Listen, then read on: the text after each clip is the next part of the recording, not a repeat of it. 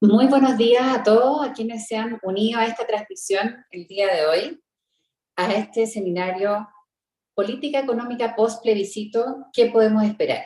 Mi nombre es Alejandra Loyola, yo soy presidente de la Fundación de Egresados de la Facultad de Economía y Administración de la Universidad Católica, y para mí es un honor darles la bienvenida a esta discusión que tendremos y que contará con un panel de destacados egresados, profesores y economistas de nuestra facultad, quienes nos compartirán su visión sobre cómo debiese ajustarse quizás, o qué debíamos esperar respecto de la política económica en el país post-plebiscito.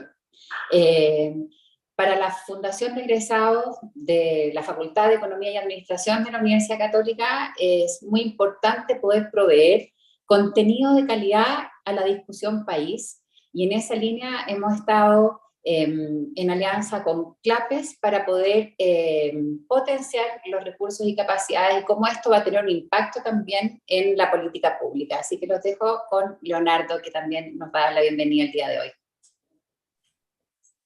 Muchas gracias, Alejandra.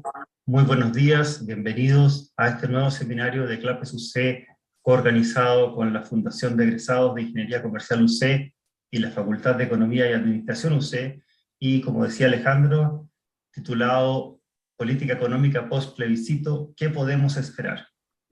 Como saben, el trabajo o propósito de CLAPES se refiere al estudio y análisis de las políticas públicas.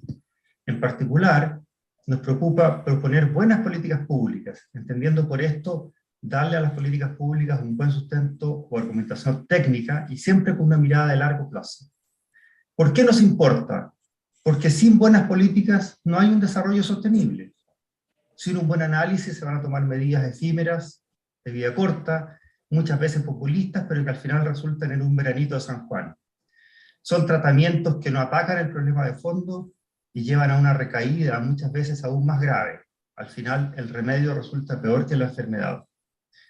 Nuestras áreas de trabajo en CLAPES comprenden temas permanentes, como son las políticas tributaria y fiscal, pensiones, políticas de salud, medio ambiente, inversión y desarrollo, y por cierto, el tema constitucional, por nombrar algunos, los más visibles en el último tiempo.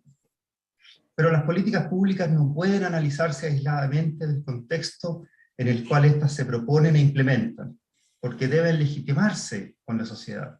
Y esto lo hemos aprendido, no solo a lo largo de los años, sino que muy recientemente tuvimos un recordatorio, producto del estallido social, el acuerdo del 15 de noviembre, y todo lo que siguió, que concluyó con el rechazo mayoritario a la propuesta de nueva constitución hace poco más de un mes.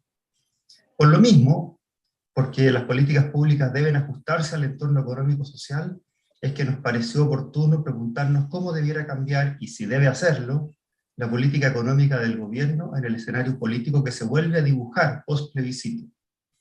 Para hablar de este importante tema nos acompañan 4 distinguidos economistas, todos egresados de nuestra facultad, quienes han tenido una brillante carrera profesional. Me refiero a Cecilia Cifuentes, profesora del S Business School de la Universidad de los Andes, Andrea Repeto, Senior Fellow y profesora titular de la Escuela de Gobierno de la Universidad Adolfo Ibáñez, Fernando Coloma, profesor titular del Instituto de Economía de la Universidad Católica y ex superintendente de Valores y Seguros, y Germán González, coordinador macroeconómico de CLAPES UC. A todos ellos, muchísimas gracias por acompañarnos esta mañana. Sin más, los invito a lo que estoy seguro será una muy interesante y provocadora conversación. Muchas gracias. Fernando. Gracias, Leonardo. Saludo a toda la audiencia y para mí es un honor estar aquí moderando este panel que es entre puros exalumnos, así que sentimos como en casa. Y la verdad es que creo que es un seminario cuyo título es muy sugestivo, Política Económica Post-Plebiscito, ¿qué podemos esperar? Tiene como varias lecturas, y una de esas lecturas es probablemente la que muchos de ustedes le han dado, es que tiene que ver con el proceso constituyente que tuvimos y con las grandes dudas y amenazas que habían para el desarrollo del sector privado. No quiero hacer una lista extensa de todas esas cosas, pero claramente Hay ejemplos en el derecho de propiedad, en el derecho, en términos de concesiones mineras, que tienen que ver con la propiedad, con el tema del aprovechamiento de las aguas, y asimismo con temas institucionales, el debilitamiento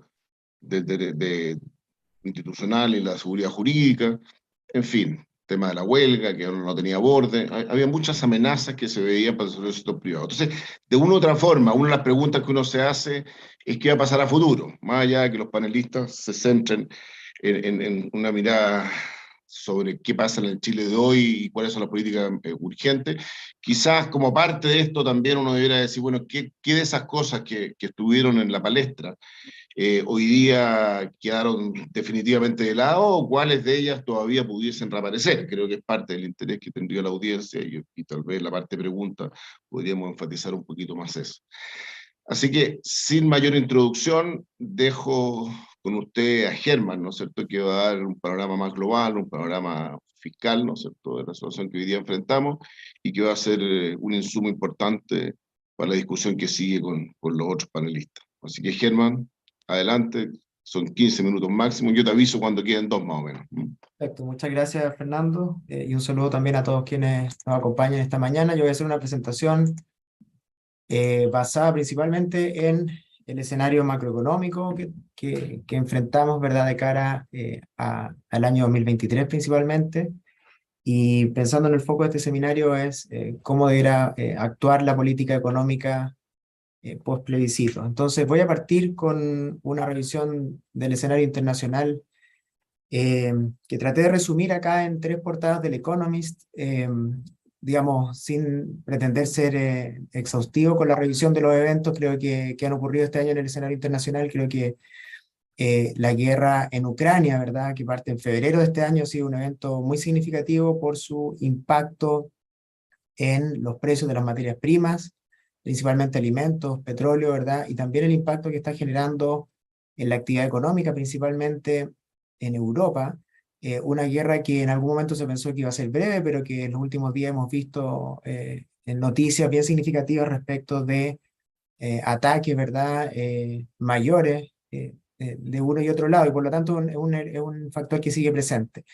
En segundo lugar, tenemos la situación de China, que es nuestro principal socio comercial y que se ha visto muy afectado este año por un ajuste en el mercado inmobiliario, pero también por la política de COVID-0 que lo ha llevado a poner restricciones muy severas, ¿verdad?, al funcionamiento de la economía, restricciones muy duras que lo van a llevar a que este año China crezca apenas en torno a 3%, que es un crecimiento muy débil, muy insuficiente para este país, que tenía a inicios de año una meta de 5,5% de crecimiento. Y en tercer lugar está la Fed, ¿verdad? Y en este contexto de alta inflación, la Fed con un aumento, con inflación que no veía en 40 años, ¿verdad?, está siendo muy agresivo en el aumento de tasas de interés porque partió tarde, partió rezagado, y hoy día se está poniendo al día de forma muy acelerada, y eso obviamente está teniendo impacto en los mercados financieros, en las monedas, ¿verdad?, y en la evolución de las distintas economías. Así que eso como a modo de resumen, déjeme ir para cumplir con el tiempo.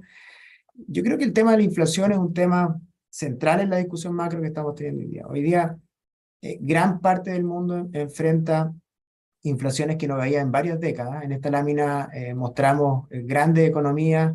Vemos que solo Japón y China están en una situación distinta al resto del mundo, con inflación subiendo, pero a niveles mucho más acotados que en los países desarrollados. Vemos como en Europa, la eurozona, la inflación está en 10%, ahí, digamos, los problemas de la guerra son mucho más evidentes, cómo impactan a la inflación. En Estados Unidos recién se está empezando a curvar la inflación, pero todavía estamos hablando de aumento de precios que no veíamos en 40 años. Y en América Latina, ahí ustedes pueden ver que Chile sobresale, si bien hay un proceso generalizado de alza de inflación en la región.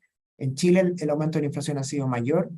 Tuvimos un dato positivo para el mes de septiembre, pero creo que todavía tenemos presiones inflacionarias muy significativas. El 0,9% de aumento de precios, digamos, es más de 3 veces lo que debería ser la inflación normal en un mes en Chile, y por lo tanto, si bien acá hay una buena noticia, todavía estamos con inflación muy, muy alta. Bueno, en este contexto, la Fed ha sido bien clara, acá en palabras de su presidente, ¿verdad?, en su convencimiento de bajar la inflación, por decirlo de alguna manera, cueste lo que cueste, ¿verdad? Independiente de que eso genere dolor a las empresas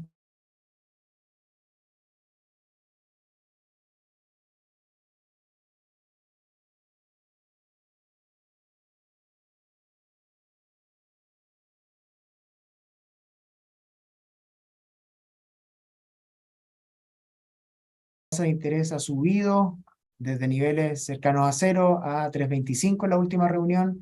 Se espera que la próxima reunión vuelva a subir 75 puntos base, que no es una dosis habitual para la política monetaria en Estados Unidos. Este es el aumento más agresivo desde la década de los 80 de tasas de interés en ese país, que se corresponde también con el excepcional aumento de precios. Y aquí un cuadro que muestra a modo de resumen que 11 de los últimos 14 procesos de alza de tasa en Estados Unidos han terminado en recesión, ¿verdad? Y por eso no debiera extrañar que, digamos, muchos inversionistas, ¿verdad? Bancos de inversión y distintas instituciones estén anticipando que Estados Unidos va a enfrentar una recesión como consecuencia de este endurecimiento monetario que está sufriendo. Respecto de Europa, bueno, yo creo que esta lámina resume bastante bien la discusión que hay entre, digamos, la lucha que hay entre Europa y Rusia, ¿cierto? Y el resto del continente en materia de sanciones económicas, financieras, ¿verdad? Y cortes de energía, ¿cierto? El arma de negociación de Rusia ha sido la energía, y eso obviamente está teniendo impacto en la actividad económica y también en los precios. Acá podemos ver que, digamos, cómo se han ido cortando los suministros de gas hacia la región de forma muy significativa, 20% de lo que eran niveles normales. Y ya podemos decir que la zona euro está en recesión. Aquí hay proyecciones para el próximo año. Alemania e Italia son los países más directamente vinculados con, más dependientes, ¿verdad?, del petróleo y del gas ruso. Y distintos indicadores de corto plazo muestran que la eurozona ya se está contrayendo, ¿verdad? En Estados Unidos todavía hay dudas de si vamos a lograr tener solo una desaceleración fuerte o una recesión, pero en la eurozona yo diría que no hay duda de que principalmente por los efectos de la guerra esta región está en recesión. Y China, por resumir algunos, digamos, de las principales regiones, China, como decía al principio, está con un muy bajo dinamismo, principalmente con un ajuste muy severo en su sector inmobiliario, donde hubo sobreinversión, endeudamiento muy importante en empresas constructoras inmobiliarias, y donde la demanda, ¿verdad?, no ha acompañado el aumento de la oferta, y lo que hemos tenido es un exceso de producción, y hoy día estamos viendo el ajuste a ese exceso de construcción en el sector inmobiliario. Y lamentablemente, ¿verdad?, Chile, como ven en el cuadro de la derecha, es uno de los países más vulnerables al ajuste que está teniendo el mercado inmobiliario chino. Por lo tanto, desde el punto de vista de una economía pequeña y abierta como es nuestro país, ¿verdad?, el escenario internacional y particularmente el ajuste que está teniendo China no es una buena noticia para nuestro país. A modo de resumen, en el escenario internacional, estas son las proyecciones de crecimiento que tiene JP Morgan para el próximo año. Y este año ya tuvimos un ajuste en las proyecciones de crecimiento del orden de 2 puntos porcentuales respecto a lo que se pensaba a principio de año. Pero el próximo año el mundo va a crecer menos de 2%. El comercio mundial también, según supimos hace pocos días de parte de la OMC, va a tener un ajuste bien relevante, y por lo tanto el impulso externo, ¿cierto?, si uno lo caracteriza por demanda de productos de exportación y también por condiciones financieras, va a ser menor el próximo año. Las discusiones que se están teniendo en este momento en las reuniones del Fondo, ¿verdad?, y del Banco Mundial son efectivamente acerca de los riesgos de recesión que enfrenta el mundo. Y el próximo año, ¿verdad?, es muy probable que tengamos un escenario en que varios países van a estar en recesión, incluyendo Chile, y donde las grandes regiones del mundo, Estados Unidos y la eurozona, van a estar creciendo muy poco o contrayéndose. Y la gran apuesta está en que el carro lo tire Asia, ¿verdad? China y Asia el próximo año, pero eso todavía está por verse. Una buena noticia para cerrar el ámbito internacional, una buena noticia que es derivada de esta desaceleración que estamos viendo, es que las presiones de costos están bajando significativamente, yo diría en las últimas semanas o en los últimos pocos meses. Es decir, parte del problema inflacionario que les mostraba al principio, ¿verdad?, tuvo que ver con problemas en la cadena de suministros, alzas de costos de transporte, problemas básicamente por el lado de la oferta. Y esos problemas, ¿verdad?, están empezando a ceder. Distintos indicadores de restricciones de oferta y de costo de transporte están cayendo de manera muy significativa, y eso al menos permite pensar en menores presiones inflacionarias hacia adelante, ¿verdad?, y una menor presión sobre los bancos centrales para seguir subiendo tasas de interés.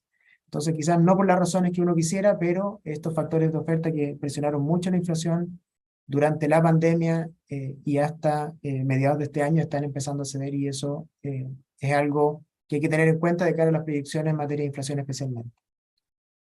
Déjeme pasar al el caso de Chile. El caso de Chile ha estado marcado desde el punto de vista político este año por el debate constitucional, y en el ámbito económico por la desaceleración económica, una alta inflación y las reformas estructurales, ¿verdad? Me refiero a la reforma tributaria que está en el Congreso, a la reforma de pensiones que está por entrar, y varios cambios en materia laboral, ¿verdad? Como el aumento del salario mínimo, el proyecto de ley de 40 horas, entre otros. Estas dos imágenes representan, ¿verdad?, los componentes más políticos de este año en materia de la economía chilena. Me voy a referir ahora a algunos aspectos de la economía propiamente tal. En primer lugar, quiero hacer referencia a la incertidumbre económica. Este es un indicador que calculamos en CLAPES desde hace varios años. Y ustedes pueden ver acá que la incertidumbre económica aumentó con mucha fuerza a fines del año 2019, después se mantuvo alta durante la pandemia, parto esto con el estallido social, ¿verdad?, de fines del 2019, y luego, ¿verdad?, el escenario político y económico ha llevado a que la incertidumbre se mantenga en niveles muy, muy elevados, como pueden ver acá, cuando uno mira la media móvil anual en máximo histórico. Entonces, mes a mes vamos viendo cómo a partir de las distintas noticias, ¿verdad?, la incertidumbre económica se mantiene alta. A veces son condiciones externas, a veces es la situación interna, pero más allá de eso estamos en un escenario de alta inflación, y parece que haber habido un cambio bien importante en nuestro país desde fines del 2019 y del cual todavía no salimos. Y una de las cosas que creo yo que es importante señalar es que esta incertidumbre alta, ¿verdad?, impacta la inflación, la inversión, perdón, la inversión. Y en este gráfico pueden ver cómo el crecimiento de la inversión ha venido, digamos, con señales erráticas en el último tiempo. O sea, hemos pasado, si ustedes se fijan, las barras rojas muestran la caída de la inversión en Chile. Lo típico era que en nuestro país la inversión cayera en el 99, el año de recesión mundial, después cayó en 2009. Pero fíjense lo que ha pasado en los últimos 10, 11 años, que la inversión apenas ha crecido 0,3% promedio anual. Acá sumo los 2 años, 22, 23, con las proyecciones del Banco Central, y fíjense que parece que la tónica ha sido, digamos, o el resultado predominante ha sido caída de la inversión. Y por lo tanto, cuando hablamos, por ejemplo, de la capacidad de crecimiento de la economía y el problema de la productividad, que es un problema cierto, ¿verdad?, importante, del cual hay que hacerse cargo, bueno, hay que sumar también la falta de inversión en la economía en pos, ¿verdad?, aumentar la capacidad de crecimiento, la creación de empleo, ¿verdad?, la generación de ingresos fiscales. Yo creo que acá tenemos un tema que tiene, digamos, aspectos de ser algo más estructural, que quizás tiene que ver con la tramitación de proyectos, ¿verdad? O con esta condición de incertidumbre, ¿verdad?, que nos acompaña por mucho tiempo, pero lo cierto es que la inversión está muy débil, ha crecido prácticamente cero en promedio en los últimos 10 u 11 años. Bueno, por el lado del consumo, digamos, es sabido que la economía tuvo un impulso muy importante en la liquidez de los hogares por el lado de los retiros de fondos previsionales y también por las ayudas fiscales el año pasado. Eso, digamos, es parte de los efectos, lo estamos viendo hoy día por su impacto en la inflación, en el déficit en cuenta corriente. Pero también es cierto que Quedan 2 minutos, aumento, ok, gracias. Este aumento de la liquidez permitió sostener, ¿verdad?, un nivel de actividad relativamente alto hasta mediados de este año, pero este gráfico muestra que ese exceso de liquidez ya desapareció, y por lo tanto lo que viene hacia adelante, ¿verdad?, es menos auspicioso en materia de consumo privado, porque ya no está esa liquidez, y lo que vemos es que efectivamente la economía se ha empezado a desacelerar. El último IMASEC mostró un crecimiento de 0% interanual, y las proyecciones de crecimiento del Banco Central se han ido moviendo desde, para el 2023 me refiero, desde un 1,5% de crecimiento que se proyectaba en el tercer trimestre del año pasado a un menos 1 como punto medio de la proyección para el próximo año. Es decir, es muy probable que de aquí en adelante empecemos a ver cifras negativas de crecimiento interanual del IMASEC, y que el próximo año la economía se contraiga en torno a 1%. Así que eso es importante, ¿cierto?, desde el punto de vista del escenario macro que vamos a enfrentar. Desde el punto de vista del mercado laboral, el aumento de la inflación ha generado una pérdida de poder adquisitivo muy significativa. Los salarios reales están cayendo a tasas relevantes, en torno a 3% en 12 meses. Y también, ¿verdad? Hemos visto que las cifras de creación de empleo son prácticamente cero, no se alcanzó a recuperar el nivel de empleo prepandemia digamos, digamos, la disponibilidad de empleo ha venido decayendo de forma muy significativa de acuerdo a las cifras que muestra el Banco Central. O sea, en un contexto en que hay menos liquidez, salarios reales cayendo, ¿verdad? Y menor posibilidad de encontrar empleo, ¿verdad? Las expectativas para el consumo son negativas. Es decir, vamos a tener un ajuste del consumo que ya lo estamos viendo en algunos indicadores de corto plazo.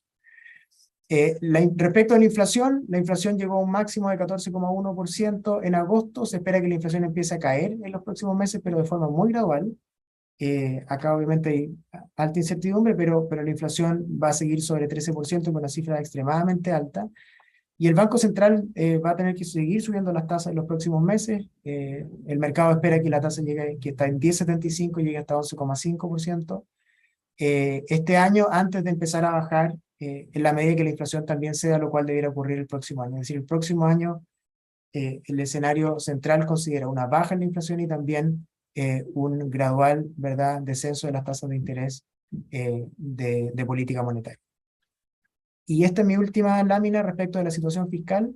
Se acaba de presentar el presupuesto de la Nación, ¿verdad?, donde las cifras fiscales muestran, en primer lugar, un 2022 en que volvimos a cifras positivas de superávit fiscal efectivo y estructural, lo cual, digamos, representa, ¿verdad?, que básicamente el gobierno recibió ingresos excepcionales, no los gastó, y eso llevó a este superávit. Pero el próximo año vamos a volver a tener déficit.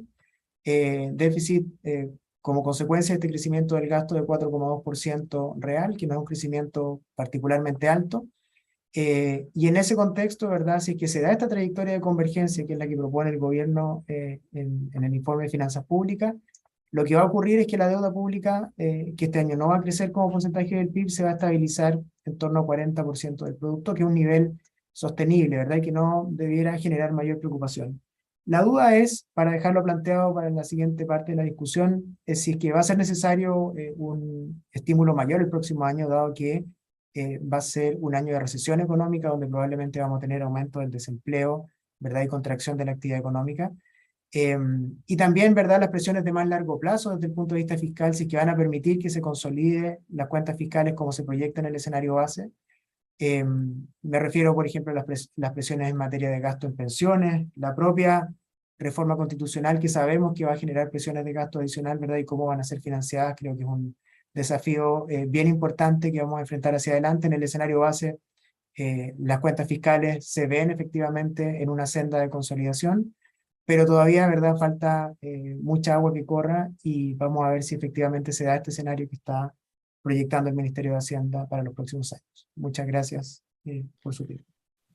Gracias, Germán, por tu mirada macro a nivel internacional y a nivel local, por las consideraciones fiscales del final. Antes de seguir con las presentaciones, quería decirles que pueden hacer preguntas a www.clapesuc.cl, y al final de todas las exposiciones vamos a tener unos 10 minutos, 15 como máximo, para atender a ellas, así que pueden estar haciéndolo después de cada una de estas exposiciones o durante las exposiciones. Bueno, dejo con ustedes ahora a Cecilia Cifuentes, que tiene 15 minutos, y te aviso 2 minutos antes. Adelante, Cecilia. Perfecto, Fernando. Muchas gracias.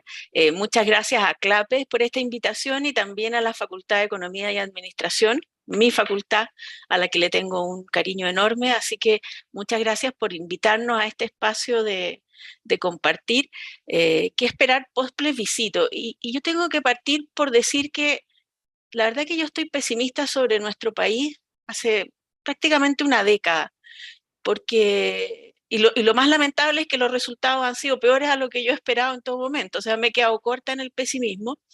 Y recién después del 4 de septiembre, de alguna manera pude ver como algunas luces al final del túnel. Voy a compartir una presentación. No, perdón, esto no era... a ver, ¿dónde está? tengo muchas ventanas abiertas, por eso acá está. Bueno, me avisan si es que no se ve. Bueno, como decía, yo estoy pesimista hace tiempo y recién ahora creo que podemos recuperar algo que es bien importante, que es poder volver a construir consenso, porque creo que eso es algo que se perdió y que me parece a mí que es una condición muy importante para que el país pueda retomar el camino del crecimiento. Y quiero mostrar que este pesimismo que yo tenía de alguna manera se ha reflejado en las cifras. Las líneas naranjas, la línea naranja continua y la discontinua, muestran lo que esperaba el Fondo Monetario, y hoy día salen las estimaciones, las últimas, no las alcancé a incorporar, que esperaba el Fondo Monetario hace una década atrás. Esperaba un crecimiento para Chile en el largo plazo, en el mediano plazo, en torno a 4,5%, similar al crecimiento que esperaba para el mundo. Esto es lo que esperaba en abril, y probablemente se corrija a la baja ahora. Un crecimiento más bajo para Chile, efectivamente nos mostraba ahí Germán cómo el escenario para el mundo efectivamente se ha deteriorado, pero el escenario para Chile se ha deteriorado mucho más. Y es esta brecha la que preocupa, porque la verdad que la situación sería muy distinta si nosotros al menos lográramos crecer como va a crecer el mundo. Aquí el Fondo Monetario en abril esperaba que Chile convergiera a una tasa de 2,5% de crecimiento. Mi impresión es que puede ser más baja ahora. Yo creo que en las circunstancias actuales debería ser más baja. El gobierno nos presentó sus proyecciones, son un poquito mejores que esto, en torno a 2,9% promedio de crecimiento, pero por debajo de lo que crece el mundo. Eso es un muy mal resultado para un país como el nuestro, y esto tiene un impacto directo en lo que sabemos que es una de las causas de la crisis: poder resolver las demandas sociales insatisfechas, poder tener más recursos para el Estado. Y yo aquí hice una estimación. Estos son los ingresos tributarios no mineros, dejando fuera por lo tanto el ciclo minero. La línea azul, bueno, estos son los datos históricos hasta esta fecha, y después en adelante esta es la estimación que hace DIPRES.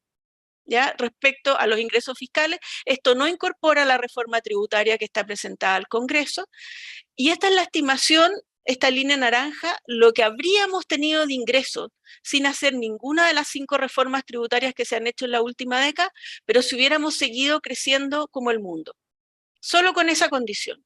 Y la verdad que habríamos recaudado más, y solo en este periodo de 4 años habríamos tenido 37.000 millones de dólares adicionales a lo que vamos a tener. Esto es mucho más de lo que pretende recaudar la reforma tributaria, o sea, de lo que podría recaudar al menos. No está incorporado en esta estimación de la DIPRES, pero habría bastado conseguir creciendo como el mundo para haber tenido los recursos para resolver problemas que son reales. ¿Por qué Chile dejó de crecer? Y aquí yo creo que el punto central para mí de estos minutitos que tengo es: consensuemos un diagnóstico. Veamos cuál es el problema que tenemos respecto al crecimiento. Creo que esto lo hemos abandonado. El diagnóstico que tiene el gobierno es que, porque todos estamos de acuerdo con que Chile dejó de crecer, todos estamos de acuerdo con que necesitamos volver a crecer, pero el diagnóstico del gobierno es que la falta de crecimiento se debe al modelo neoliberal y al extractivismo, y que tenemos que cambiar el modelo de desarrollo para volver a crecer. Ese es un diagnóstico que al menos yo no comparto. Yo voy a presentar cuál es el mío. No digo que el que yo tenga sobre este problema sea el que es, probablemente le falten elementos, este es un tema muy complejo, pero consensuemos el diagnóstico, consensuémoslo a nivel técnico para que resolvamos el problema correcto. Es evidente, y eso probablemente Andrea también lo va a mencionar, necesitamos más recursos para el Estado. El problema es cómo los logramos. Si los logramos a través de hacer una 6ª reforma tributaria que castiga el capital, o recuperamos el crecimiento económico. Ya lo mostraba Germán, llevamos una década de crecimiento muy bajo en la inversión. Las tasas de inversión y de ahorro llevan una década cayendo. Para mí esta es una de las causas principales del menor crecimiento. ¿Por qué cae la inversión y el ahorro? Entonces aquí lo que plantea el gobierno es que el modelo fracasó, tenemos que cambiar el modelo de desarrollo, y por eso cae la tasa de ahorro y inversión. Si uno analiza un poco el comportamiento de estas tasas de ahorro e inversión en el último medio siglo, tenemos un aumento espectacular, muy significativo de estas tasas entre mediados de la década del 80 y inicios de los 2000. después cae por la crisis asiática, vuelve a recuperarse y efectivamente esta recuperación de acá tiene bastante que ver con el boom minero. Termina el boom minero y efectivamente caen las tasas de ahorro y inversión. Al menos mi diagnóstico es que estas caídas en las tasas de ahorro y inversión se deben principalmente a elementos institucionales y no al modelo extractivista, que por lo demás es un diagnóstico que no creo que sea cierto. De hecho, este aumento de acá en las tasas de ahorro y inversión se dio en un periodo de muy bajo precio del cobre y de baja inversión minera en general. Entonces, una primera razón sería esta caída. Tenemos un problema, y esto es un tema mucho más estructural, en el capital humano. Y esto es bien complejo, porque si nosotros pensamos cuál es la fuente del crecimiento en el siglo XXI, es el capital humano, tanto las llamadas habilidades duras como las habilidades blandas. El diagnóstico del Fondo Monetario es que en el largo plazo el crecimiento depende principalmente de las habilidades de las personas. Y creo que aquí tenemos debilidades bien grandes. Y el problema es que aquí no se trata de que nos falte inyectar más recursos al Estado en esta materia. Hemos inyectado recursos muy significativos en temas de educación en los últimos 30 años.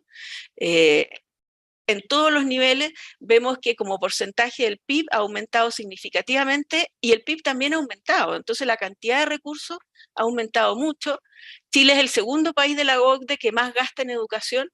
Esto considerando educación pública y privada, la gran parte de educación pública es más de un 5% del PIB, lo que estamos gastando en educación. Solo Noruega gasta más que Chile en educación, por lo tanto esto no es un problema solo de recursos, en algunos ámbitos sí, pero es sobre todo un problema de eficiencia y de gestión. Los resultados en esta materia sabemos que son muy negativos, primero en términos de productividad, creo que tenemos aquí un problema muy serio de baja productividad laboral. Chile es uno de los países de peor productividad por hora en la OCDE, y me interesa y he estado siguiendo bastante el caso de Irlanda, que es el que más ha aumentado la productividad y es el país de mayor productividad laboral por hora del mundo. Esto se ha logrado en parte debido a una reducción muy importante en las tasas de impuesto corporativo. Nuestros resultados en materia de habilidades, este es un estudio que hizo la OCDE de habilidades de adultos para los países de la OCDE. Chile tiene resultados muy negativos y comparo aquí con Grecia, que es probablemente el país de peores resultados a nivel europeo en esta materia, y Chile la verdad que tiene más de un 50% de los adultos con bajo nivel 1 o nivel 1 en habilidad lingüística, casi un 60% en baja habilidad en el tema matemático, y muy pocos, un porcentaje muy bajo de adultos con niveles razonablemente buenos en habilidades lingüísticas y matemáticas. ¿Cómo con estos resultados no va a haber una desigualdad bastante grande en términos de ingresos? Este es un problema súper complejo, no es un problema de corto plazo, pero está muy poco en el discurso y creo que es una de las causas principales de que el país haya dejado de crecer. Y por último, el deterioro institucional, que creo que es una de las causas de esta fuerte caída en el ahorro y la inversión. Se ha deteriorado la certeza jurídica, se vulnera crecientemente el Estado de Derecho, hemos sido testigos de vulneraciones bastante graves a la Constitución en los últimos años, se han subido fuertemente los impuestos al capital, se han deteriorado las finanzas públicas y se han hecho reformas antiproductividad. O sea, para mí esta caída en la inversión se explica más que por el fin del ciclo minero, que es una causa probablemente, pero no me parece que sea la más relevante, por elementos institucionales, lo que estamos viendo que está pasando con los proyectos en sectores energéticos, por ejemplo, tuvimos malas noticias la semana pasada, tiene mucho más que ver con temas institucionales que con otros factores. Se suma, a mi juicio, una creciente captura del Estado, el problema de terrorismo en la Araucanía, el problema de narcotráfico y la inseguridad pública que está llegando a niveles muy complejos. Si uno toma, por ejemplo, las encuestas, la encuesta CEP, y toma un periodo bastante largo, los últimos 20 años, la verdad que nosotros tenemos hace bastante tiempo un problema de confianza en las instituciones. También lo teníamos en algún grado el 2003, pero si comparamos lo que ha ocurrido, la confianza en las instituciones se ha deteriorado muy fuertemente en los últimos años, y esto es un problema institucional y obviamente tiene un correlato en menor crecimiento. ¿Para qué decir la confianza en las instituciones políticas, partidos políticos, la Cámara de Diputados, el Senado, los tribunales de justicia? Muy bajos niveles de confianza en las instituciones. Las universidades son las que tienen el mayor nivel de confianza, y esto es un tema bien relevante respecto a la necesidad de construir diagnósticos. Yo creo que las universidades cumplen un rol fundamental. Probablemente este seminario es uno de esos elementos. Las universidades tienen un rol muy importante en que recuperemos en Chile consensos básicos y logremos recuperar mayores niveles de amistad cívica, porque cuentan con la confianza de la ciudadanía. Y por otra parte, bueno, si uno lo quiere medir por modelo neoliberal, la verdad es que somos cada vez menos neoliberales. Y lo digo entre comillas, porque nunca he entendido muy bien claramente qué significa esto del modelo neoliberal y por qué nos está dañando. Aquí está el ranking de libertad económica del Fraser Institute, el lugar que ocupan en el ranking Chile y Australia. Y bueno, nosotros hemos perdido bastantes puestos en este índice en los últimos años. Australia es un país al que nos gustaría parecernos y tiene una valoración de libertad económica bastante mayor que la nuestra. Es un país que también su crecimiento está basado en materias primas, básicamente, y en ese sentido yo creo que es un modelo bien interesante a seguir. Tiene mejor calidad de capital humano y tiene mejor instituciones que Chile. Yo creo que esos son los elementos que deberíamos mirar. Y por último está el tema del desarrollo tecnológico, y aquí sí que hay que reconocer que este gobierno a este tema le da importancia, y está mucho en el diagnóstico que Chile tiene que invertir más en investigación y desarrollo. Yo comparto eso. Yo creo, obviamente nadie puede estar en contra de que el país invierta más en investigación y desarrollo. El problema que tengo es que si solo hacemos eso, yo creo que no va a tener ningún resultado. ¿Por qué? Porque para que haya efectivamente avances en investigación y desarrollo, es muy importante que haya ahorro e inversión, es muy importante la buena calidad de la educación y es muy importante la calidad de las instituciones. Y si en todos esos elementos tenemos debilidades tan evidentes, me parece a mí que este gasto en investigación y desarrollo no va a favorecer a la gran masa trabajadora de Chile, va a ser un tema más bien de temas de élite, y que no va a generarnos el cambio que necesitamos en crecimiento. No vamos a hacer jamás un centro de desarrollo tecnológico si tenemos déficit tan evidente en las instituciones y en la calidad del capital humano. Entonces, y esto es lo que es el diagnóstico que tengo yo respecto a por qué se frenó el desarrollo, por la caída en las tasas de ahorro y inversión, por el déficit evidente. Sí, estoy terminando, así que voy a estar antes del tiempo. Un déficit evidente de capital humano. Se han deteriorado fuertemente las instituciones en un proceso paulatino, y que hemos llegado a niveles ya muy, muy complejos en la actualidad. ¿Tiene todo esto que ver algo con el modelo neoliberal? Mi impresión es que no, que más bien tiene que ver con que hemos deteriorado las bases del desarrollo económico en la última década, y creo que es súper importante, antes de iniciar esta discusión de reformas que se está haciendo, consensuar un diagnóstico. El gobierno nos está proponiendo reformas bien estructurales. Tengo la impresión que en ninguna de esas reformas que se están proponiendo hemos logrado algún diagnóstico. Hace poco tiempo, hace unos días atrás, participé también en un seminario de CLAPE sobre la reforma tributaria. No hemos logrado tampoco en el tema de la reforma tributaria consensuar un diagnóstico de cuánto es la brecha que tenemos que cerrar, y tampoco si es que efectivamente nuestros problemas de falta de equidad en el modelo se deben a la política tributaria o se deben más bien a la política de gasto. Entonces creo que aquí hay un tema que es muy fundamental. En la medida que logremos avanzar en tener diagnósticos más consensuados respecto a cuáles son los problemas que tiene el país, creo que vamos a lograr salir de este problema, y si recuperamos el crecimiento, me parece que va a haber recursos para resolver las demandas sociales. Esos eran los puntos que quería compartir, así que muchas gracias por la invitación. Gracias, Cecilia. Ahora le corresponde a Andrea Repeto. Sí, Andrea. Bueno, buenos días. Muchísimas gracias, Fernando. Muchísimas gracias a CLAPES UC por la invitación a participar en este seminario y, por cierto, también a la Fundación de Egresados de la Facultad de Ciencia Económica y Administrativa de la Universidad Católica, donde todos los que estamos acá tuvimos la oportunidad de formarnos. Así que agradezco mucho esta invitación a una vuelta a la casa de origen también. Yo no tengo presentación, quisiera hacer algunos comentarios en términos generales respecto de la pregunta inicial que se nos hizo cuando se nos invitó a este seminario sobre la política económica post-plebiscito. Fernando y yo la interpretamos un poquito distinto. Fernando está preocupado por el contenido de la Constitución, yo estoy pensando más bien en qué podemos hacer, cuáles son las reformas que nos faltan y las que podemos hacer más allá de nuestros desafíos constitucionales, de los cuales yo creo que siguen siendo importantes y también me voy a referir a ellos en mi discusión. Voy a partir un poquitito revisando mi visión del contexto, tanto económico como político, que es algo a lo que también se refirió Leonardo en su presentación inicial. Partamos por lo económico, que creo que Germán hizo una presentación muy completa sobre la situación actual de Chile y de Chile inserto en el mundo, por cierto, también no nos podemos disociar de aquello.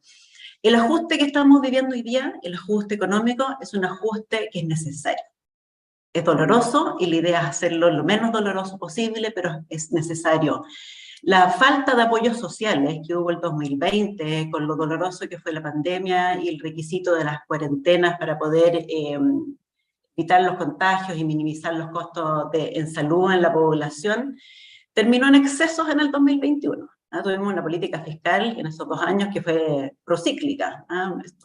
Se quedó corta cuando necesitaba expandirse y se extendió en demasía cuando ya no era necesario. El impulso del año 2021 fue enorme. Germán mostró los datos recién. Los retiros previsionales fueron del orden del 20% del PIB. El ingreso familiar de emergencia, el famoso IFE, se extendió demasiado tarde, llegó tarde cuando ya no era necesario. Recién el segundo semestre del 2021 empezó esta política que era más universal y que era más generosa, cuando si uno mira las cifras de empleo, y esa es la discusión que tuvimos en su minuto, el empleo formal ya se había recuperado. Ya esta política de expansión no era el minuto apropiado, sino que se requería antes que eso. Y yo tengo la lectura de que esto fue más bien algo por motivos electorales que por motivos profundamente económicos. El costo mensual de los IFE a esa altura era $3.000 millones al mes. 3 veces lo que el Estado gasta en un año normal en transferencias monetarias a las familias sin considerar las pensiones solidarias. En un mes gastábamos 3 veces lo que gastábamos en el año. Así que si bien la inflación es parte externa, como mostraba muy bien Germán en su presentación recién, la inflación tiene mucho que ver con nuestros propios excesos y no nos queda más alternativa que hacer lo que estamos haciendo hoy día para poder detener los costos en términos realmente de inflación, con lo difícil que es detenerlo una vez que toma inercia, llevar adelante este ajuste.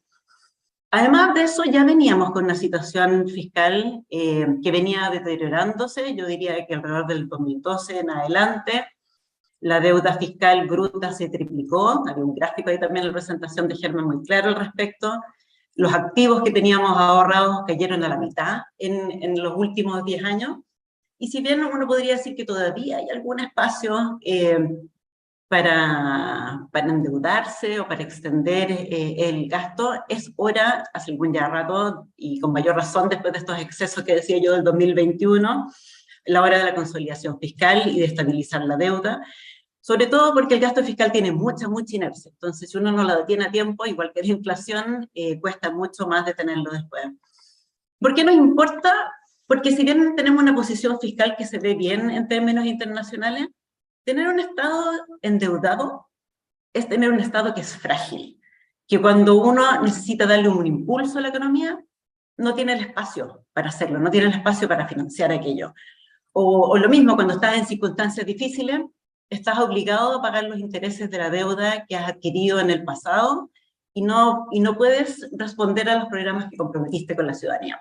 Es un problema tener un Estado endeudado y por lo tanto es muy importante que hagamos ese ajuste tanto por inflación como por los problemas de financiamiento fiscal. En este sentido, el Banco Central y Hacienda me parece que han hecho muy bien sus trabajos respectivos. El Central ha sido ágil, fue el primero en responder a la pandemia, creando instrumentos nuevos que antes no tenía. Hoy día también, a diferencia de la FED, como mostraba Germán, que llegó atrasada, nuestro Banco Central ha estado trabajando tiempo en esto. Y Hacienda también ha cumplido su parte, ha cumplido hasta la fecha con el presupuesto que se acordó en el Congreso, con el gobierno pasado, el año pasado, conteniendo esta inercia grande que tiene el gasto fiscal, y también está proponiendo un presupuesto con una expansión del gasto que está en línea con esta idea de la consolidación. Y estos méritos, siempre se habla que los gobiernos de izquierda no son muy responsables fiscalmente. Yo creo que esta es una excelente muestra de que las cosas pueden ser al revés, que es la izquierda la que viene a ordenar las finanzas públicas, que hay un valor muy importante de tener un Estado que no está endeudado, que no es frágil, como explicaba recién.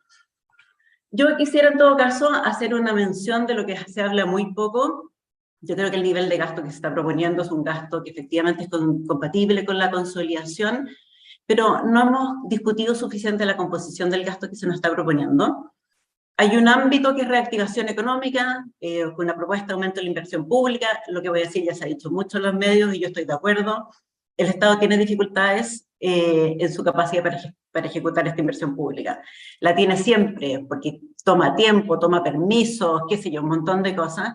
Los equipos nuevos del gobierno han tenido dificultades para echar a andar la que ya venía de antes. Entonces esto es algo que va a haber que ver con cuidado si efectivamente se puede hacer todo lo que se pretende hacer. Y después el resto, los otros énfasis de este presupuesto guardan relación con seguridades, si no lo quiero poner en términos bien generales. Está la seguridad ciudadana, entregando recursos hacia Carabineros, que me parece, supongo que hay que hacerlo bien, con cuidado, pero el énfasis me parece razonable. Y también en seguridad socioeconómica, la extensión de la pensión garantizada universal y del ingreso mínimo garantizado se lleva una buena parte de los recursos nuevos. Pero creo que hay un problema de eso, es que eso es a costa de otras cosas, y de eso no estamos hablando. Estamos hablando de lo que se extiende, pero no estamos hablando de lo que se recorta. Y yo por mi trabajo y por mis intereses he estado revisando el presupuesto del Ministerio de Desarrollo Social y Familia, por darle un ejemplo, que sube en un 12%, mucho más de lo que sube el presupuesto global, que es explicado en buena parte por este ingreso mínimo garantizado, que crece en un 32% en los recursos dedicados a esta partida. Y a mí me parece que el ingreso mínimo garantizado es un programa que tiene un diseño que es pobre, que es deficiente, y que teníamos otros subsidios, el subsidio del empleo joven, el pueblo del trabajo a la mujer, que tiene un diseño mucho mejor, que se escogió en el gobierno pasado crear este otro ingreso mínimo garantizado en vez de potenciar esos otros, y hacerla crecer tanto va a significar que vamos a perder la oportunidad de tener un subsidio que está bien diseñado, que da los incentivos necesarios tanto empleadores como trabajadores a tener un empleo formal. En corto, el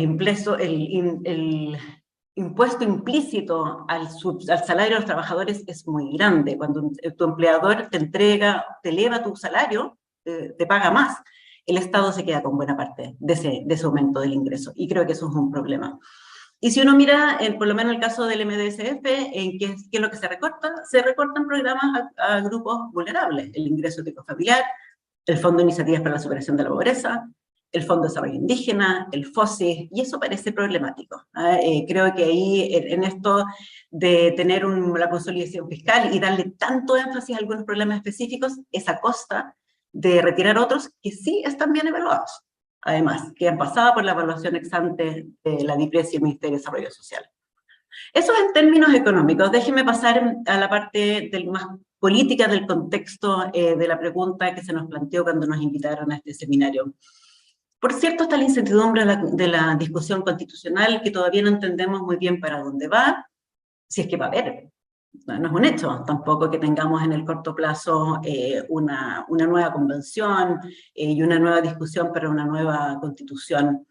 Yo creo que desde el punto de vista económico, que es nuestra conversación de hoy día, aunque estoy aquí metida en la parte política de esta discusión, yo creo que hay motivos para para comprender la Constitución del 80 como una limitante a políticas que han sido importantes de hacer y que no se han podido hacer, ya sea por la propia Constitución o por la interpretación que el Tribunal Constitucional le ha dado. Por ejemplo, el presidente Lagos no pudo hacer el Fondo de Salud que quiso hacer, porque había una restricción constitucional a hacerlo. Bachelet no pudo hacer efectivo el CERNAC. El CERNAC no tiene dientes y no lo va a poder hacer porque hay una restricción que proviene de la Constitución y de sus interpretaciones. El diseño original de la gratuidad de la educación superior nos puede gustar o no, pero también esta es una limitante. Cuando se discutió la adaptabilidad laboral, en que queríamos darle jornadas anuales, bancos de horas anuales, se quería hacer con titularidad sindical, lo que me parece muy razonable, porque esto tiene que ser con cuidado de los derechos de los trabajadores, y eso tampoco se puede hacer. Nuestra Constitución actual no permite hacer cosas que han sido importantes en nuestra discusión pública. Por lo tanto, más allá de los derechos sociales que me parecen importantes, de avanzar en descentralización, etcétera, creo que este es un tema que no puede quedar a medias y que tenemos que reconocer que lo económico también tiene implicancias que son limitantes y que pueden ser relevantes para las distintas políticas. En el contexto de la constitucional, yo creo que al final lo más importante, y aquí toco un poquitito en línea de lo que estaba planteando la Cecilia, pero le voy a dar un énfasis un poquito distinto, es respecto del funcionamiento de la política. Ella habló de nuestra incapacidad de las instituciones, no me acuerdo exactamente la palabra que utilizó, pero las limitaciones y el deterioro institucional que tiene el país, yo creo que tiene mucho que ver con los incentivos que existen en la política, en nuestro país y que en parte se enmarcan con esta discusión constitucional. La Cecilia mostraba súper bien los datos del desapego de la ciudadanía hacia el sistema político. Mostraba el apoyo al Congreso, el apoyo a los partidos políticos, que se viene deteriorando. Si uno le pone intervalo de confianza, quizá ese número es incluso negativo, ni siquiera es cero. Y eso tiene una razón de ser, porque se percibe sordo a los problemas de la ciudadanía. Y parte de este deterioro institucional, que si quieren lo podemos llamar como lo llama Cecilia, en que hay todo el mundo tratando de salirse un poquito del marco institucional, es porque este marco institucional no ha sido capaz de responder a las demandas sociales. ¿Cuántos proyectos de ley de pensiones hemos tenido para reformar el pilar contributivo? 4, 5 desde el 2017, y todavía estamos aquí discutiendo, probablemente vamos a empezar a discutir otro. Cierto salud, es cierto en salas cuna, que permitiría expandir la posibilidad de las mujeres de trabajar. El CENSE, estamos hablando de problemas de productividad, y el CENSE ha sido víctima también de este problema de la incapacidad de ponerse de acuerdo. Carabineros, los temas de seguridad, tampoco hemos hecho una reforma Carabineros, a pesar de que llevamos años discutiendo reforma Carabineros en el Congreso. Y yo tengo dos, sin ser cientista político, sin sociólogo, porque ustedes saben muy bien, yo me formé en esta escuela, tengo dos hipótesis que yo creo que no son excluyentes de por qué la política no está funcionando en el país y que tenemos que hacer cosas al respecto. Uno es que la élite política, si lo quieren poner en esos términos, se alejó de la ciudadanía hace un rato atrás ya. Antes de la dictadura estaba inmersa, estaba en las juntas de vecinos, estaba en las federaciones de estudiantes, estaban los sindicatos, y eso se perdió con la dictadura, pero cuando volvió la democracia, el sistema político no hizo ningún esfuerzo por volver a eso. Y tenemos un país que es muy desigual, que es muy segregado, y este desarraigo social, esta brecha, hace muy difícil que la élite política comprenda urgencias de la vida diaria que experimentan los grupos grandes de personas en el país.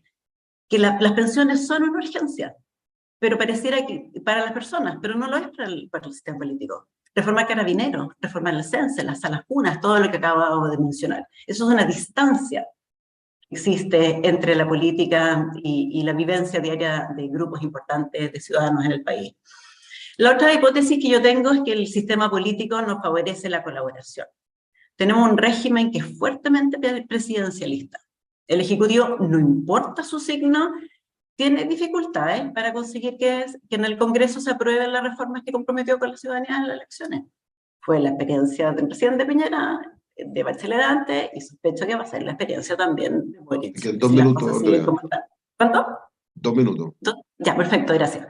Entonces, no tiene mayoría en el Congreso está fragmentado, no hay una oposición, hay muchas oposiciones, y esas oposiciones no tienen incentivos, y aquí yo me refiero, más que un problema de que la institucionalidad está está funcionando peor. Yo creo que en el fondo es un problema de incentivos, y aquí es donde me pongo mi sombrero de economista. No hay incentivos a colaborar con la reforma de un ejecutivo que está en minoría. Porque yo no voy a hacer gobierno si al gobierno le va bien. Todo lo contrario, a lo que nos conviene desde el otro lado, desde estas posiciones, es las acusaciones constitucionales, saltarse las reglas institucionales como la iniciativa exclusiva presidencial.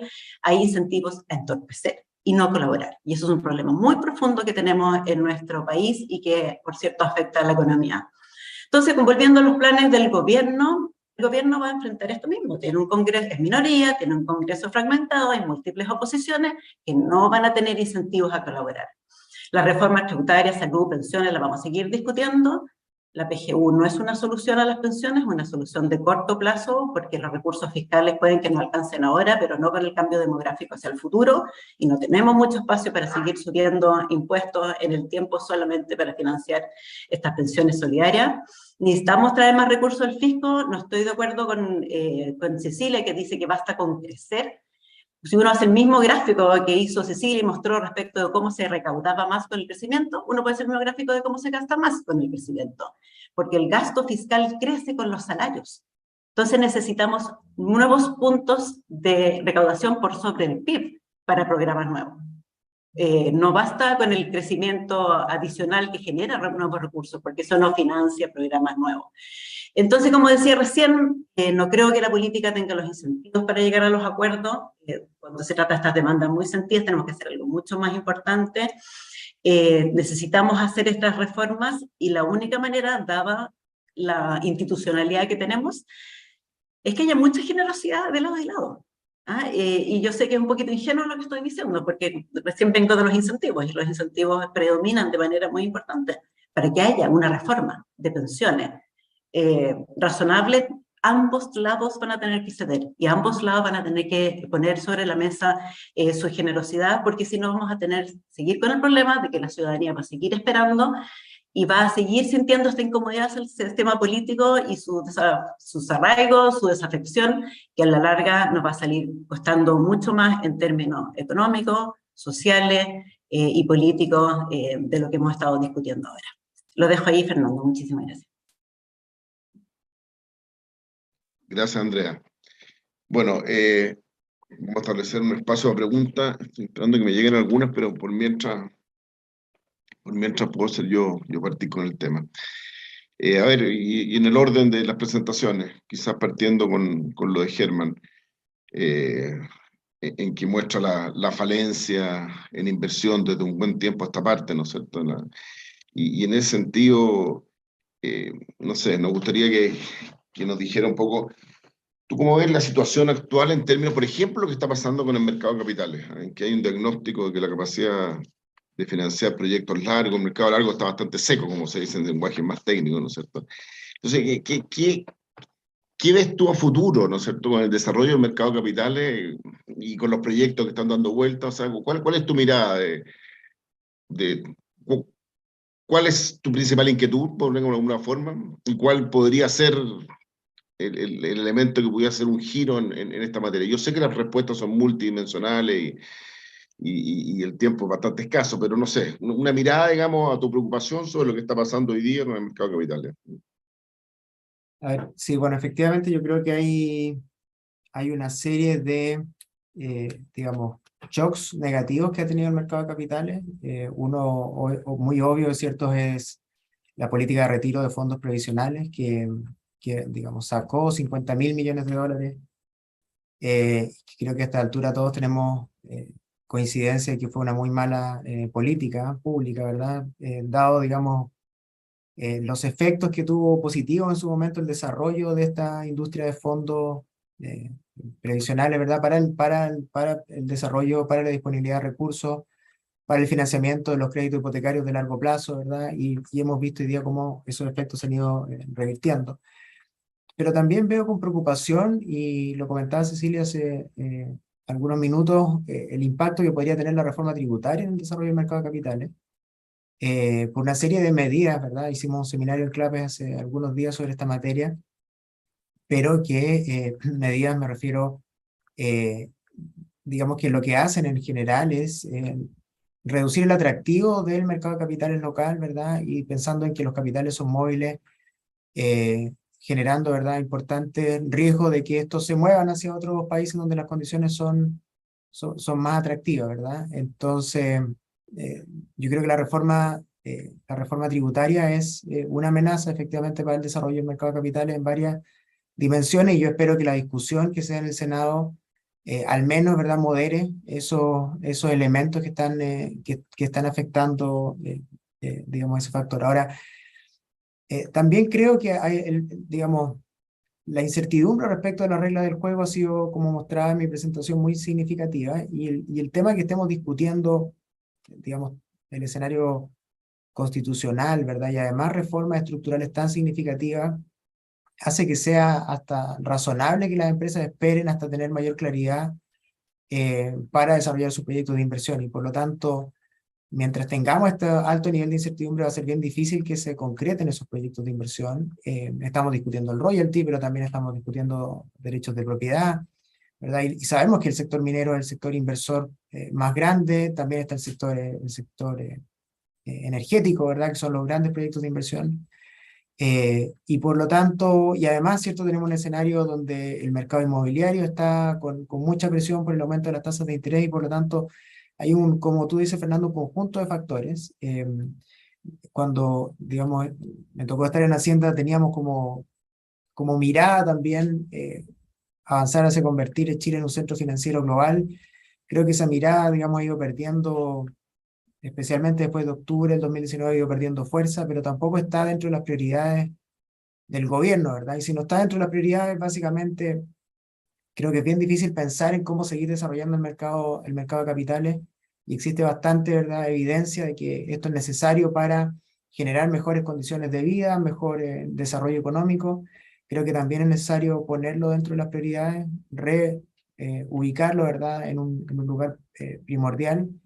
Y creo que eso hoy día no ocurre, lamentablemente. Obviamente hay distintas prioridades, pero creo que es necesario volver a sentarse y pensar en cómo desarrollar el mercado de capitales, cómo podemos aportar desde distintas áreas para que ello ocurra, porque eso es bueno para el país, no es solo bueno, ¿verdad? Y esta visión de entre ricos y pobres, entre buenos y malos, creo que no le hace bien a nadie, ¿verdad? El mercado de capitales es algo transversal que permite que los países se desarrollen, y creo que digamos, eso es necesario volver a ponerlo sobre la mesa, y que vuelva, digamos, a estar presente en las discusiones de las reformas estructurales que estamos teniendo. Gracias, Germán. Ahora, a Cecilia Cifuentes.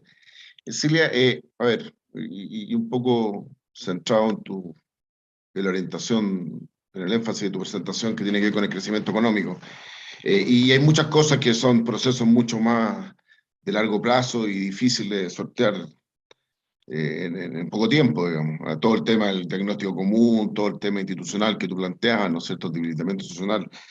Pero si de ti dependiera, ¿no?, y tuvieras la opción de decir un par de cosas, un par de políticas que hoy día, con todos los otros condicionamientos, que evidentemente uno diría, miren, mientras no esté el clima, porque estas son cosas, son globales, son tan interrelacionadas, pero hay un par de políticas que tú dijeras es fundamental abordarlas ya, o puede ser en sentido positivo o negativo, o no hacer algunas cosas que se están impulsando, o introducir un par de cosas, a cosas que podría hacer un cambio, un clic, ¿no es cierto?, en la dirección correcta. Insisto, esta cosa es mucho más profunda, y los procesos de capital humano, ¿no es cierto?, toman mucho tiempo, pero hay algo que para la coyuntura actual tú pudieras señalizar como que podría empezar a hacer alguna diferencia, una política específica.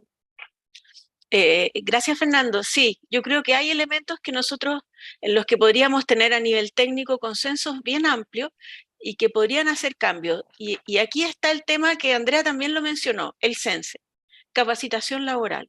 Yo creo que este es un tema en el que tenemos una deuda enorme como país, es un tema complejo de hacer, es un tema costoso de hacer, porque ya está estudiado que para hacer un cambio en la productividad de los trabajadores no son suficientes cursos de un par de meses, se necesita diseñar mejor una política, el diagnóstico está hecho a nivel técnico. Yo me recuerdo este informe que hizo la Comisión Larrañaga sobre el tema, que era muy completo, y la verdad que nada de eso se tomó. Esto tiene un costo fiscal. es evidente que tiene costo la capacitación laboral, y en ese sentido también uno dice, bueno, ¿y los recursos dónde están? Y aquí entra el tema tributario, y yo estoy en contra de esta reforma tributaria, lo que no significa que no se pueda avanzar en temas tributarios. Yo creo que podemos avanzar. Y a mí me gustó cuando el gobierno habló de este pacto tributario, y esta idea de consensuar algo, pero creo que no lo hicimos al final. Hay espacios, por ejemplo, para tener mayor recaudación a través de la formalidad de la economía. Hay sectores que están quedando fuera del sistema tributario y son amplios y no necesariamente son todos grupos vulnerables. Yo creo que tenemos que ampliar la base de los que pagan impuestos. Me parece que también es importante que uno viera un esfuerzo del Estado en este pacto, en el sentido de decir, bueno, si todos, y yo creo que todos estarían de acuerdo en que la capacitación es un ítem que es relevante, bueno, veamos qué programas que no están generando resultados pueden contribuir a recursos, y creo que en esa medida en que la ciudadanía vea que hay un esfuerzo del Estado, se hace también más fácil pedir mayores impuestos, porque en este minuto lo que uno percibe es que se le vuelve a cargar la mano a lo mismo que se le ha cargado la mano en las 5 reformas tributarias anteriores, que es los impuestos al capital, con un diagnóstico que yo no comparto, en el sentido de decir, de esta forma vamos a hacer al sistema tributario más progresivo. No creo que sea así, porque por lo que decía Germán, porque los capitales son móviles.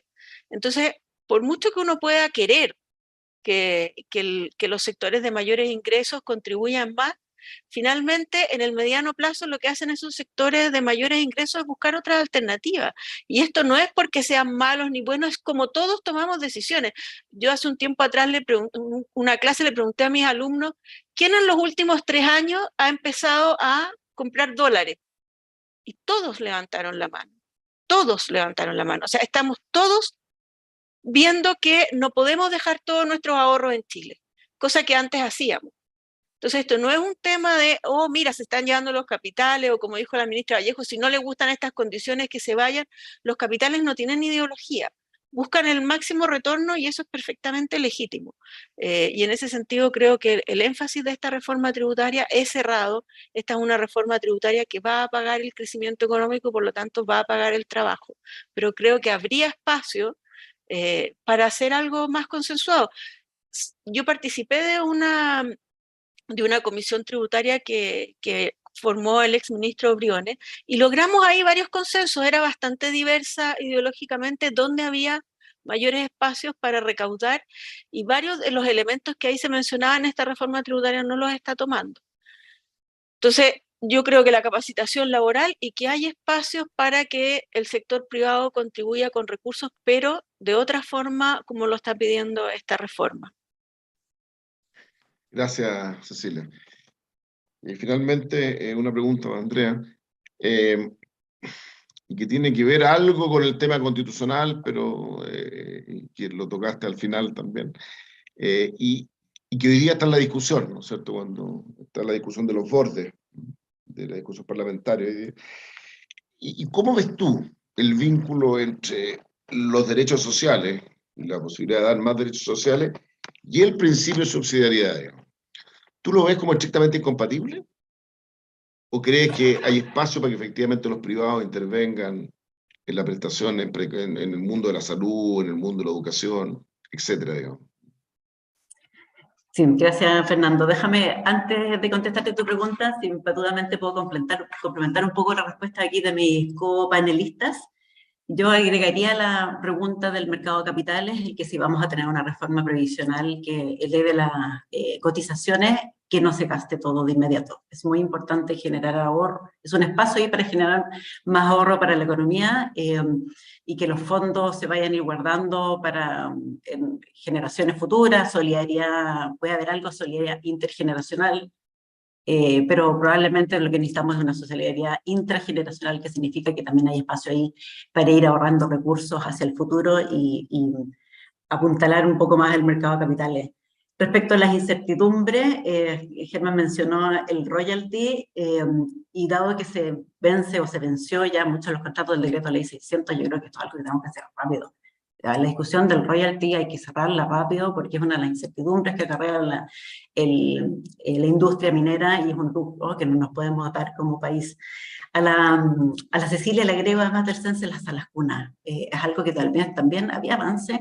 Había un proyecto del CENSE del gobierno de Piñera que estaba bien. No hay motivo para no tomarlo. Hay proyectos de salas cunas que había avanzado por la parte laboral y se quedó pegado en la parte de educación. Tenemos que avanzar por todos esos lados y encontrar pactos. Cecilia nos recordó la idea del pacto tributario, que se mencionó en su origen en la discusión y que después, una vez que se ingresó el proyecto de ley, pareciera que se les hubiera olvidado. Yo creo que va a ser la única manera de avanzar, dado los incentivos del sistema a generar estos pactos y cuidarlos. Yendo a tu pregunta, Fernando, sobre los bordes, los derechos sociales, etcétera. A ver, yo creo que nuestro problema no es propiamente tal de quién los provee, sino que con qué reglas los provee. Cuando déjame ponerte el ejemplo de las ISAPRES en salud. Están entregando un servicio que es, en su sentido es un derecho social, la salud de las personas, de la salud de la sociedad, pero lo hacen con reglas de lo privado. Te pueden discriminar. Eres mujer, tienes más de 50, tienes una preexistencia, estás amarrado en el sistema. No hay espacio para moverse. Entonces, el problema no es un problema del proveedor, es las reglas con lo que provee. Y yo creo que esa es la parte de la cual tenemos que discutir dentro del ámbito constitucional. No es una disputa sobre quién la provee, sobre bajo qué reglas las provee. Los bordes te comentaría que no estoy muy de acuerdo en esto que estén discutiendo bordes, pero si quieres podemos conversar en otro seminario al respecto.